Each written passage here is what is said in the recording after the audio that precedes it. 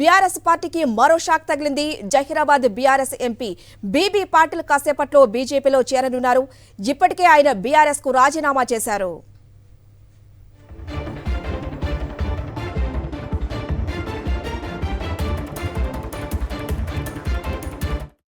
మనం చూస్తున్నాం బీఆర్ఎస్ పార్టీకి మరో షాక్ తగిలింది.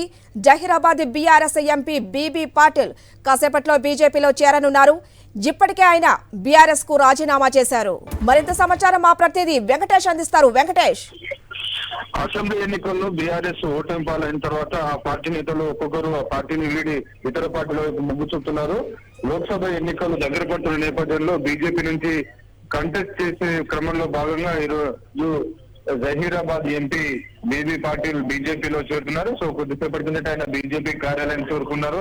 మరికొన్ని క్షణాల్లోనే ఆయన పార్టీ రాష్ట్ర ఇన్ఛార్జ్ తరుణ్ చుగ్ అలాగే డాక్టర్ లక్ష్మణ్ సమక్షంలో పార్టీ కండువా కప్పుకోబోతున్నారు. జహీరాబాద్ నుంచి బీజేపీ అభ్యర్థిగా ఆయన రంగంలోకి దిగబోతున్నారు.